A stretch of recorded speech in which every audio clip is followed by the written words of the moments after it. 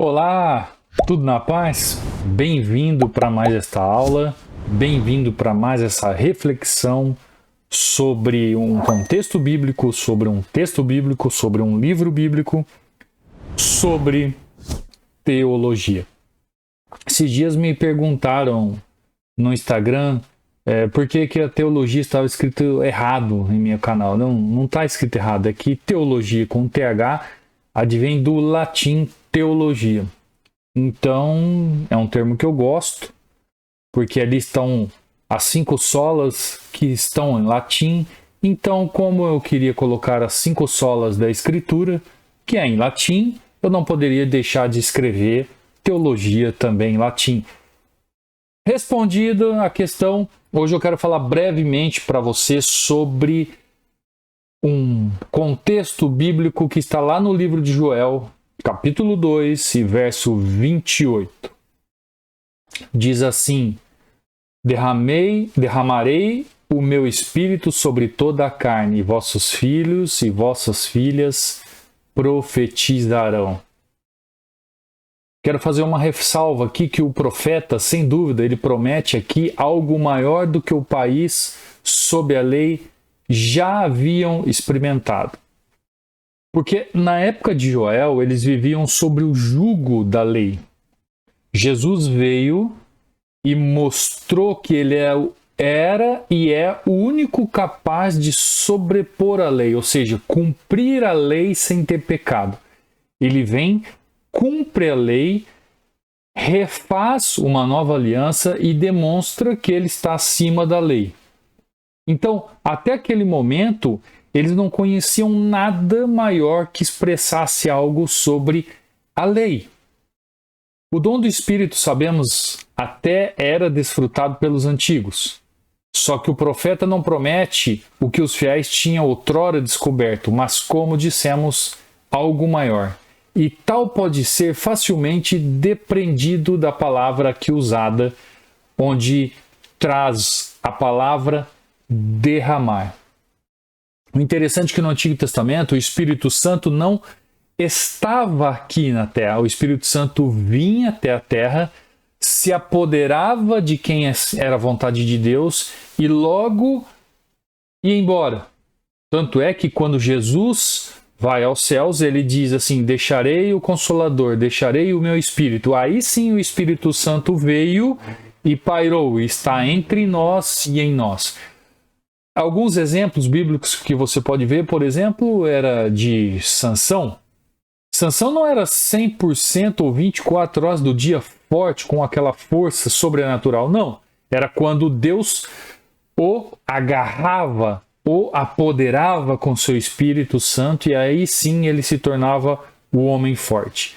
Então, a palavra aqui diz na tradução literal do hebraico, não significa um gotejar do Espírito Santo, não significa assim gotinhas, aquele arrepio na nossa coluna ou no nosso corpo, não, significa despejar em grande abundância. Então, Deus não derramou seu Espírito Santo tão farto e largamente sobre a lei como quando depois da manifestação de Cristo. Então, nós vemos que o dom do Espírito Santo foi mais copiosamente dado à igreja, a mim, a você, após o advento de Cristo. O profeta utiliza aqui uma expressa rara, que não se ditava naquela época, ou seja, que derramaria o Espírito Santo sobre toda a carne. O interessante aqui é que a palavra diz sobre a carne, ou seja, a carne evidencia o derramar do Espírito Santo. Entendam isso. Sinais, prodígios e maravilhas. Outra circunstância é acrescida aqui, sobre toda a carne. Ainda que no passado os profetas, como sabemos, possuíssem suas escolas, todavia eram eles em pequeno número. Como então o dom de profecia era raro entre os judeus, os profetas, a fim de demonstrarem que Deus trataria mais prodigamente sua nova igreja, quando restaurada, diz que derramaria seu espírito sobre toda a carne. Olha aqui, ele declara, pois, que ou seja, em geral, seriam partícipes do dom do Espírito e de sua rica abundância. ao passo que debaixo da lei alguns tivessem apenas uma parcela, alguma amostra disso. Então percebemos agora, então, qual o intento do profeta Joel aqui. Ele diz, era fazer uma manifesta distinção entre o estado do povo da antiguidade e o estado da nova aliança, da nova igreja, de cuja restauração ele outrora falava. Então olha que interessante, se nós formos fazer uma comparação, é que Deus não somente dotaria uns poucos com seu espírito, mas toda a multidão do povo.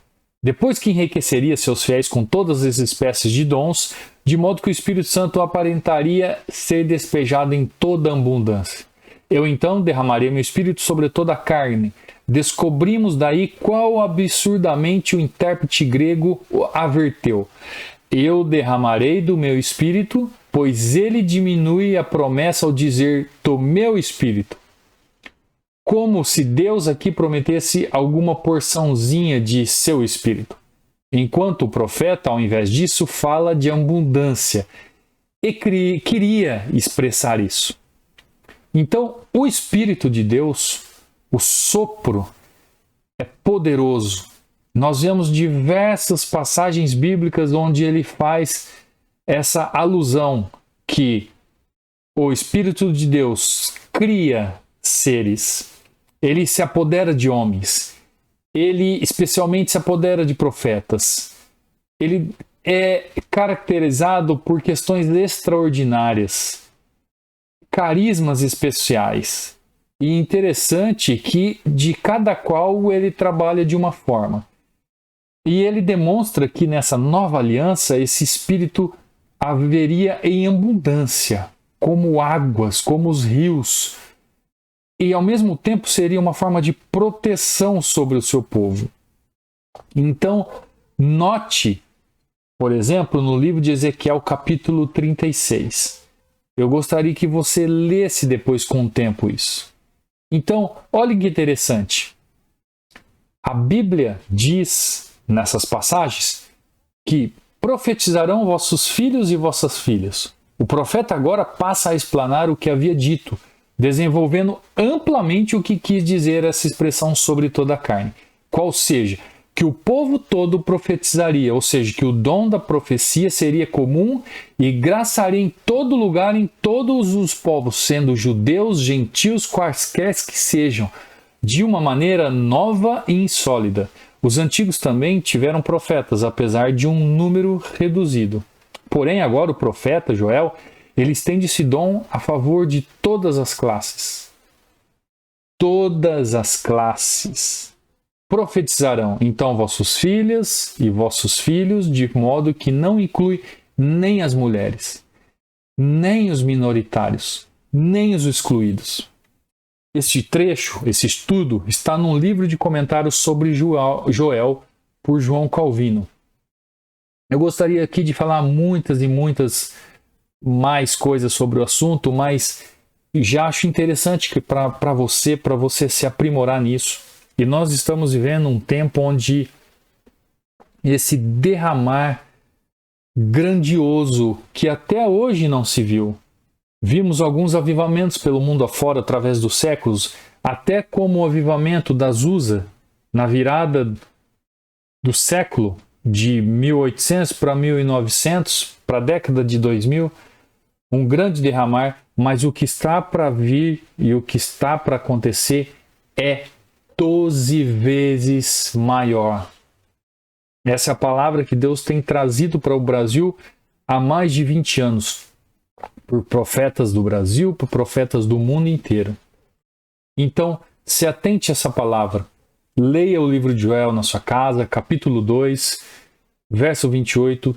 Se aprimore sobre esses assuntos. Eu vou deixar aqui no link da descrição o link aqui do nosso blog dos estudos. Vou deixar também um livro sobre os panoramas dos livros, onde você vai aprender quem escreveu tal livro, quem foi o autor de tal livro, quando aconteceu esse livro, qual é a mensagem clara do livro da Bíblia. Talvez você não consiga entender. É um livro sobre um panorama da Bíblia, onde você consegue, através de um livro só, entender e conseguir, de uma forma bibliológica, entender os acontecimentos divinos da parte de Deus, o nosso Criador. Tá bom? Eu espero que você tenha dias de paz, mas antes de ir embora, ó, deixa aquele like bonitão aí, deixa o seu comentário sobre algum assunto que você queira tratar, e eu te vejo numa próxima aula, te vejo numa próxima reflexão, te vejo num próximo artigo. Até lá!